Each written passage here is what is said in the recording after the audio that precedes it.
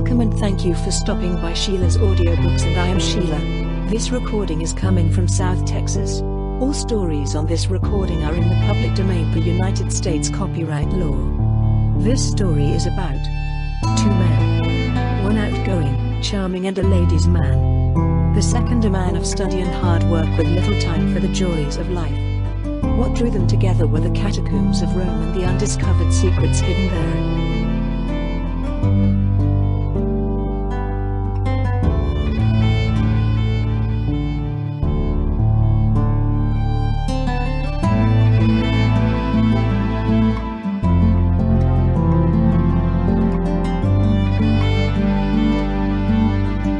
The new catacomb.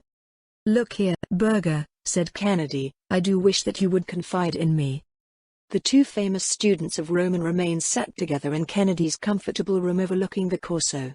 The night was cold, and they had both pulled up their chairs to the unsatisfactory Italian stove which threw out a zone of stuffiness rather than of warmth. Outside under the bright winter stars lay the modern Rome, the long, double chain of the electric lamps, the brilliantly lighted cafes, the rushing carriages, and the dense throng upon the footpaths. But inside, in the sumptuous chamber of the rich young English archaeologist, there was only old Rome to be seen. Cracked and time-worn friezes hung upon the walls, grey old busts of senators and soldiers with their fighting heads and their hard, cruel faces peered out from the corners.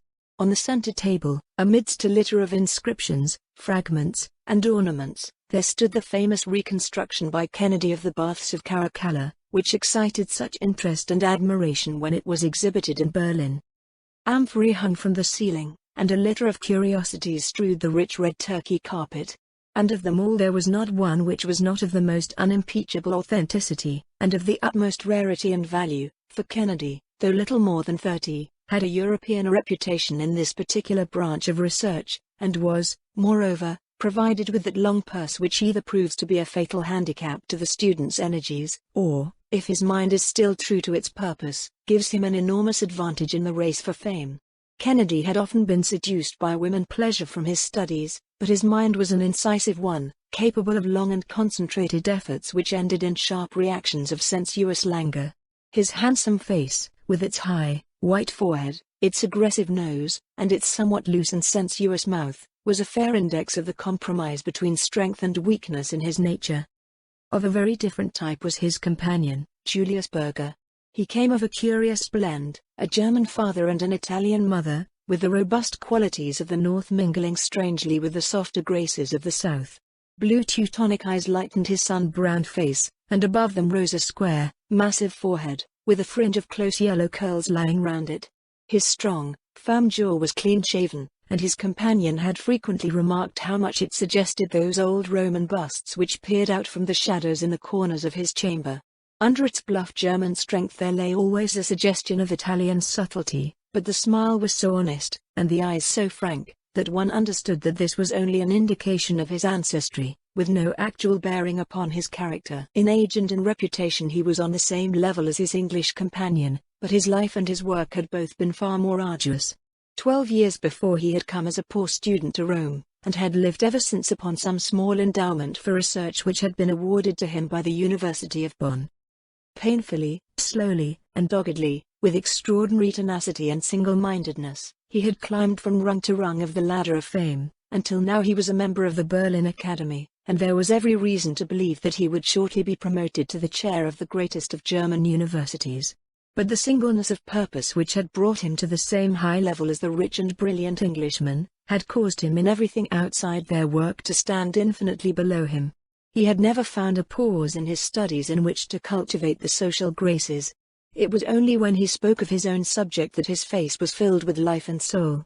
At other times he was silent and embarrassed, too conscious of his own limitations in larger subjects, and impatient of that small talk which is the conventional refuge of those who have no thoughts to express. And yet for some years there had been an acquaintanceship which appeared to be slowly ripening into a friendship between these two very different rivals. The base and origin of this lay in the fact that in their own studies each was the only one of the younger men who had knowledge and enthusiasm enough to properly appreciate the other. Their common interests and pursuits had brought them together, and each had been attracted by the other's knowledge. And then gradually something had been added to this. Kennedy had been amused by the frankness and simplicity of his rival, while Berger in turn had been fascinated by the brilliancy and vivacity which had made Kennedy such a favorite in Roman society. I say had, because just at the moment the young Englishman was somewhat under a cloud. A love affair, the details of which had never quite come out, had indicated a heartlessness and callousness upon his part which shocked many of his friends. But in the bachelor circles of students and artists in which he preferred to move there is no very rigid code of honor in such matters, and though a head might be shaken or a pair of shoulders shrugged over the flight of two and the return of one, the general sentiment was probably one of curiosity and perhaps of envy rather than of reprobation. "Look here, Berger," said Kennedy, looking hard at the placid face of his companion, "I do wish that you would confide in me." As he spoke he waved his hand in the direction of a rug which lay upon the floor. On the rug stood a long, shallow fruit basket of the light wicker work which is used in the Campagna, and this was heaped with a litter of objects, inscribed tiles, broken inscriptions, cracked mosaics, torn papyri, rusty metal ornaments, which to the uninitiated might have seemed to have come straight from a dustman's bin, but which a specialist would have speedily recognized as unique of their kind. The pile of odds and ends in the flat wicker work basket supplied exactly one of those missing links of social development which are of such interest to the student. It was the German who had brought them in, and the Englishman's eyes were hungry as he looked at them. "I won't interfere with your treasure trove, but I should very much like to hear about it," he continued, while Berger very deliberately lit a cigar. "It is evidently a discovery of the first importance. These inscriptions will make a sensation throughout Europe." "For everyone here there are a million there," said the German. "There are so many that a dozen savants might spend a lifetime over them, and build up a reputation as solid as the castle of Street Angelo." Kennedy was thinking with his fine forehead wrinkled and his fingers playing with his long, fair moustache. "You have given yourself away, Berger," said he at last. "Your words can only apply to one thing. You have discovered a new catacomb." "I had no doubt that you had already come to that conclusion from an examination of these objects." "Well, they certainly appeared to indicate it, but your last remarks make it certain. There is no place except a catacomb which could contain so vast a store of relics as you describe." "Quite so.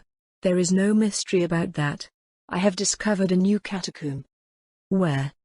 "Ah, that is my secret, my dear Kennedy. Suffice it that it is so situated that there is not one chance in a million of anyone else coming upon it. Its state is different from that of any known catacomb, and it has been reserved for the burial of the highest Christians, so that the remains and the relics are quite different from anything which has ever been seen before. If I was not aware of your knowledge and of your energy, my friend, I would not hesitate, under the pledge of secrecy, to tell you everything about it. But as it is I think that I must certainly prepare my own report of the matter before I expose myself to such formidable competition." Kennedy loved his subject with a love which was almost a mania, a love which held him true to it, amidst all the distractions which come to a wealthy and dissipated young man. He had ambition, but his ambition was secondary to his mere abstract joy and interest in everything which concerned the old life and history of the city. He yearned to see this new underworld which his companion had discovered. "Look here, Berger," said he, earnestly, "I assure you that you can trust me most implicitly in the matter. Nothing would induce me to put pen to paper about anything which I see until I have your express permission. I quite understand your feeling, and I think it is most natural, but you have really nothing whatever to fear from me. On the other hand, if you don't tell me I shall make a systematic search, and I shall most certainly discover it. In that case, of course, I should make what use I liked of it, since I should be under no obligation to you." Berger smiled thoughtfully over his cigar. "I have noticed, friend Kennedy," said he, "that when I want information over any point you are not always so ready to supply it. When did you ever ask me anything that I did not tell you? You remember, for example, my giving you the material for your paper about the Temple of the Vestals." "Ah, well, that was not a matter of much importance. If I were to question you upon some intimate thing, would you give me an answer, I wonder? This new catacomb is a very intimate thing to me, and I should certainly expect some sign of confidence in return." "What you are driving at I cannot imagine," said the Englishman, "but if you mean that you will answer my question about the catacomb if I answer any question which you may put to me, I can assure you that I will certainly do so." "Well, then," said Berger, leaning luxuriously back in his settee, and puffing a blue tree of cigar smoke into the air, Tell me all about your relations with Miss Mary Saunderson. Kennedy sprang up in his chair and glared angrily at his impassive companion. What the devil do you mean? He cried. What sort of a question is this? You may mean it as a joke, but you never made a worse one. No, I don't mean it as a joke, said Berger, simply. I am really rather interested in the details of the matter. I don't know much about the world and women and social life and that sort of thing, and such an incident has the fascination of the unknown for me. I know you, and I knew her by sight. I had even spoken to her once or twice. I should very much like to hear from your own lips exactly what it was which occurred between you. I won't tell you a word. That's all right. It was only my whim to see if you would give up a secret as easily as you expected me to give up my secret of the new catacomb. You wouldn't, and I didn't expect you to. But why should you expect otherwise of me? There's St. John's clock striking 10. It is quite time that I was going home. No, wait a bit, Berger, said Kennedy. This is really a ridiculous caprice of yours to wish to know about an old love affair which has burned out months ago. You know we look upon a man who kisses and tells as the greatest coward and villain possible. Certainly, said the German, gathering up his basket of curiosities. When he tells anything about a girl which is previously unknown, he must be so. But in this case, as you must be aware, it was a public matter which was the common talk of Rome, so that you are not really doing Miss Mary Saunderson any injury by discussing her case with me. But still, I respect your scruples, and so good night. Wait a bit, Berger, said Kennedy, laying his hand upon the other's arm. I am very keen upon this catacomb business, and I can't let it drop quite so easily. Would you mind asking me something else in return, something not quite so eccentric this time? No, you have refused, and there is an end of it, said Berger, with his basket on his arm. No doubt you are quite right not to answer, and no doubt I am quite right also, and so again, my dear Kennedy, good night. The Englishman watched Berger cross the room, and he had his hand on the handle of the door before his host sprang up with the air of a man who is making the best of that which cannot be helped. Hold on, old fellow, said he. I think you are behaving in a most ridiculous fashion, but still, if this is your condition, I suppose that I must submit to it. I hate saying anything about a girl, but, as you say, it is all over Rome, and I don't suppose I can tell you anything which you do not know already. What was it you wanted to know? The German came back to the stove, and, laying down his basket, he sank into his chair once more. May I have another cigar? Said he. Thank you very much. I never smoke when I work, but I enjoy a chat much more when I am under the influence of tobacco. Now, as regards this young lady, with whom you had this little adventure. What in the world has become of her? She is at home with her own people. Oh, really, in England? Yes. What part of England, London? No, Twickenham.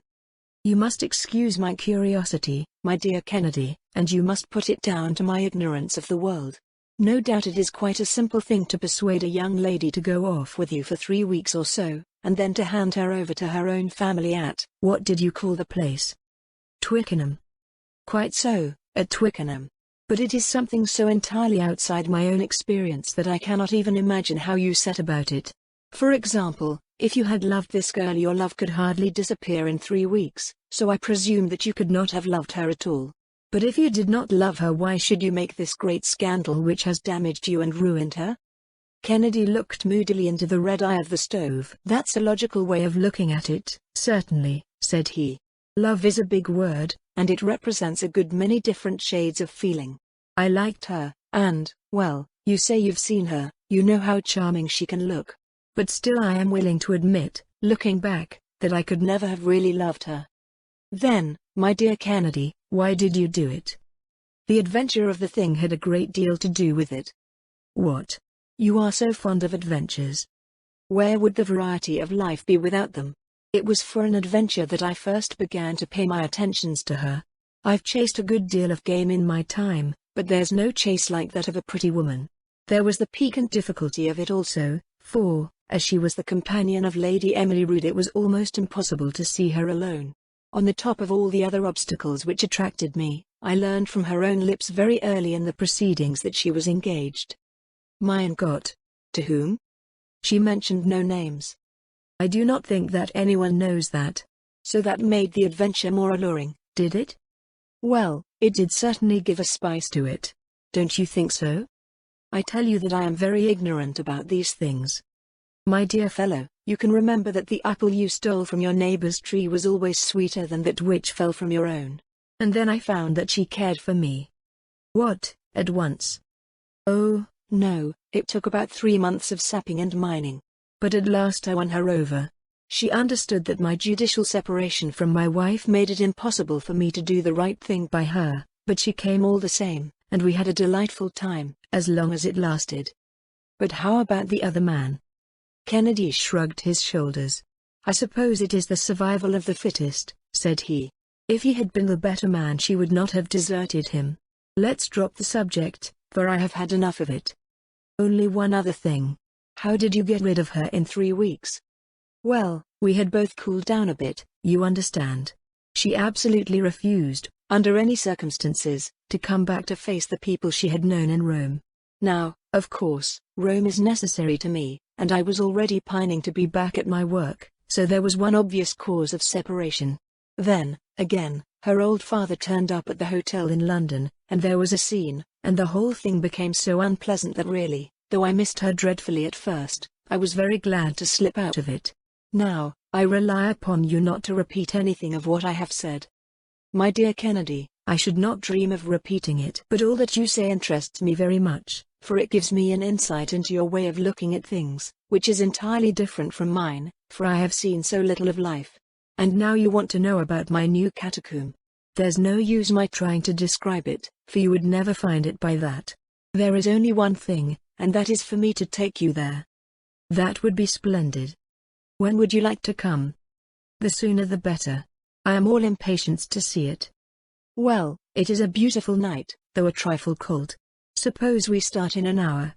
We must be very careful to keep the matter to ourselves. If anyone saw us hunting in couples, they would suspect that there was something going on. We can't be too cautious, said Kennedy. Is it far? Some miles. Not too far to walk. Oh, no, we could walk there easily. We had better do so, then. A cabman's suspicions would be aroused if he dropped us both at some lonely spot in the dead of the night. Quite so. I think it would be best for us to meet at the gate of the Appian Way at midnight. I must go back to my lodgings for the matches and candles and things. All right, Berger. I think it is very kind of you to let me into this secret, and I promise you that I will write nothing about it until you have published your report. Goodbye for the present. You will find me at the gate at 12. The cold, clear air was filled with the musical chimes from that city of clocks as Berger, wrapped in an Italian overcoat, with a lantern hanging from his hand, walked up to the rendezvous. Kennedy stepped out of the shadow to meet him. You are ardent in work as well as in love, said the German, laughing. Yes, I have been waiting here for nearly half an hour. I hope you left no clue as to where we were going. Not such a fool. By Jove, I am chilled to the bone. Come on, Berger, let us warm ourselves by a spurt of hard walking. Their footsteps sounded loud and crisp upon the rough stone paving of the disappointing road which is all that is left of the most famous highway of the world. A peasant or two going home from the wine shop, and a few carts of country produce coming up to Rome, were the only things which they met. They swung along, with the huge tombs looming up through the darkness upon each side of them, until they had come as far as the catacombs of Street Calixtus, and saw against a rising moon the great circular bastion of Cecilia Metella in front of them. Then Berger stopped with his hand to his side. Your legs are longer than mine, and you are more accustomed to walking, said he, laughing. I think that the place where we turn off is somewhere here. Yes, this is it, round the corner of the trattoria. Now, it is a very narrow path, so perhaps I had better go in front, and you can follow. He had lit his lantern, and by its light they were enabled to follow a narrow and devious track which wound across the marshes of the Campagna. The great aqueduct of old Rome lay like a monstrous caterpillar across the moonlit landscape, and their road led them under one of its huge arches, and past the circle of crumbling bricks which marks the old arena. At last Berger stopped at a solitary wooden cowhouse, and he drew a key from his pocket. Surely your catacomb is not inside a house, cried Kennedy. The entrance to it is. That is just the safeguard which we have against anyone else discovering it. Does the proprietor know of it? Not he. He had found one or two objects which made me almost certain that his house was built on the entrance to such a place. So I rented it from him and did my excavations for myself. Come in, and shut the door behind you. It was a long, empty building, with the mangers of the cows along one wall. Berger put his lantern down on the ground, and shaded its light in all directions save one by draping his overcoat round it. It might excite remark if anyone saw a light in this lonely place, said he. Just help me to move this boarding. The flooring was loose in the corner, and plank by plank the two savants raised it and leaned it against the wall. Below there was a square aperture and a stair of old stone steps which led away down into the bowels of the earth. Be careful, cried Berger, as Kennedy, in his impatience, hurried down them. It is a perfect rabbit's warren below, and if you were once to lose your way there, the chances would be 100 to 1 against your ever coming out again. Wait until I bring the light. How do you find your own way if it is so complicated? I had some very narrow escapes at first, but I have gradually learned to go about. There is a certain system to it, but it is one which a lost man, if he were in the dark, could not possibly find out. Even now I always spin out a ball of string behind me when I am going far into the catacomb. You can see for yourself that it is difficult, but every one of these passages divides and subdivides a dozen times before you go 100 yards. They had descended some 20 feet from the level of the byre, and they were standing now in a square chamber cut out of the soft tufa. The lantern cast a flickering light, bright below and dim above, over the cracked brown walls. In every direction were the black openings of passages which radiated from this common center. I want you to follow me closely, my friend, said Berger. Do not loiter to look at anything upon the way, for the place to which I will take you contains all that you can see, and more. It will save time for us to go there direct. He led the way down one of the corridors, and the Englishman followed closely at his heels. Every now and then the passage bifurcated, but Berger was evidently following some secret marks of his own, for he neither stopped nor hesitated. Everywhere along the walls, packed like the berths upon an emigrant ship, lay the Christians of old Rome. The yellow light flickered over the shriveled features of the mummies, and gleamed upon rounded skulls and long, white arm bones crossed over fleshless chests. And everywhere as he passed Kennedy looked with wistful eyes upon inscriptions, funeral vessels, pictures, vestments, utensils, all lying as pious hands had placed them so many centuries ago. It was apparent to him, even in those hurried, passing glances, that this was the earliest and finest of the catacombs, containing such a storehouse of Roman remains as have never before come at one time under the observation of the student. What would happen if the light went out? He asked, as they hurried on. I have a spare candle and a box of matches in my pocket. By the way, Kennedy, have you any matches? No, you had better give me some. Oh, that is all right. There is no chance of our separating. How far are we going? It seems to me that we have walked at least 1/4 of a mile. More than that, I think. There is really no limit to the tombs, at least, I have never been able to find any. This is a very difficult place, so I think that I will use our ball of string. He fastened one end of it to a projecting stone and he carried the coil in the breast of his coat, paying it out as he advanced. Kennedy saw that it was no unnecessary precaution, for the passages had become more complex and tortuous than ever, with a perfect network of intersecting corridors. But these all ended in one large circular hall with a square pedestal of tufa topped with a slab of marble at one end of it. By Jove! Cried Kennedy in an ecstasy, as Berger swung his lantern over the marble. It is a Christian altar, probably the first one in existence. Here is the little consecration cross cut upon the corner of it. No doubt this circular space was used as a church. Precisely, said Berger. If I had more time I should like to show you all the bodies which are buried in these niches upon the walls, for they are the early popes and bishops of the church, with their mitres, their croziers, and full canonicals. Go over to that one and look at it. Kennedy went across, and stared at the ghastly head which lay loosely on the shredded and mouldering mitre. This is most interesting, said he, and his voice seemed to boom against the concave vault. As far as my experience goes, it is unique. Bring the lantern over, Berger, for I want to see them all. But the German had strolled away, and was standing in the middle of a yellow circle of light at the other side of the hall. Do you know how many wrong turnings there are between this and the stairs? He asked. There are over 2,000. No doubt it was one of the means of protection which the Christians adopted. The odds are 2,000 to 1 against a man getting out, even if he had a light, but if he were in the dark it would, of course, be far more difficult. So I should think. And the darkness is something dreadful. I tried it once for an experiment. Let us try it again. He stooped to the lantern, and in an instant it was as if an invisible hand was squeezed tightly over each of Kennedy's eyes. Never had he known what such darkness was.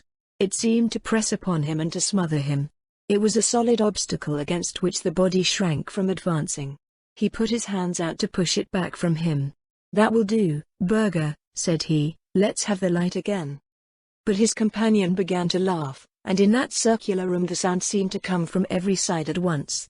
"You seem uneasy, friend Kennedy," said he. "Go on, man, light the candle," said Kennedy, impatiently. "It's very strange, Kennedy, but I could not in the least tell by the sound in which direction you stand. Could you tell where I am?" "No, you seem to be on every side of me. If it were not for this string which I hold in my hand I should not have a notion which way to go." "I dare say not. Strike a light, man, and have an end of this nonsense." "Well, Kennedy, there are two things which I understand that you are very fond of. The one is adventure, and the other is an obstacle to surmount. The adventure must be the finding of your way out of this catacomb. The obstacle will be the darkness and the 2,000 wrong turns which make the way a little difficult to find. But you need not hurry, for you have plenty of time, and when you halt for a rest now and then, I should like you just to think of Miss Mary Saunderson, and whether you treated her quite fairly." "You devil, what do you mean?" roared Kennedy. He was running about in little circles and clasping at the solid blackness with both hands. "Goodbye," said the mocking voice, and it was already at some distance. "I really do not think, Kennedy, even by your own showing that you did the right thing by that girl. There was only one little thing which you appeared not to know, and I can supply it. Miss Saunderson was engaged to a poor, ungainly devil of a student, and his name was Julius Berger. There was a rustle somewhere, the vague sound of a foot striking a stone, and then there fell silence upon that old Christian church, a stagnant heavy silence which closed round Kennedy and shut him in like water round a drowning man. Some 2 months afterwards the following paragraph made the round of the European press. "One of the most interesting discoveries of recent years is that of the new catacomb in Rome, which lies some distance to the east of the well-known vaults of St. Calixtus. The finding of this important burial place, which is exceedingly rich in most interesting early Christian remains, is due to the energy and sagacity of Dr. Julius Berger, the young German specialist, who is rapidly taking the first place as an authority upon ancient Rome. Although the first to publish his discovery, it appears that a less fortunate adventurer had anticipated Dr. Berger. Some months ago Mr. Kennedy, the well-known English student, disappeared suddenly from his rooms in the Corso, and it was conjectured that his association with a recent scandal had driven him to leave Rome. It appears now that he had in reality fallen a victim to that fervid love of archaeology which had raised him to a distinguished place among living scholars. His body was discovered in the heart of the new catacomb, and it was evident from the condition of his feet and boots that he had tramped for days through the tortuous corridors which make these subterranean tombs so dangerous to explorers. The deceased gentleman had, with inexplicable rashness, made his way into this labyrinth without, as far as can be discovered, taking with him either candles or matches, so that his sad fate was the natural result of his own temerity. What makes the matter more painful is that Dr. Julius Berger was an intimate friend of the deceased. His joy at the extraordinary find which he has been so fortunate as to make has been greatly marred by the terrible fate of his comrade and fellow worker.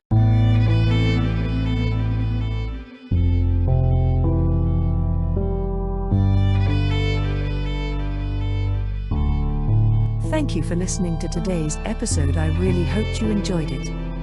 There will be more to come. Please subscribe not to miss out on what is next. I will be looking forward to your return. The music is by Madfan from Pixabay. To support this and other artists go to pixabay.com. Sheila.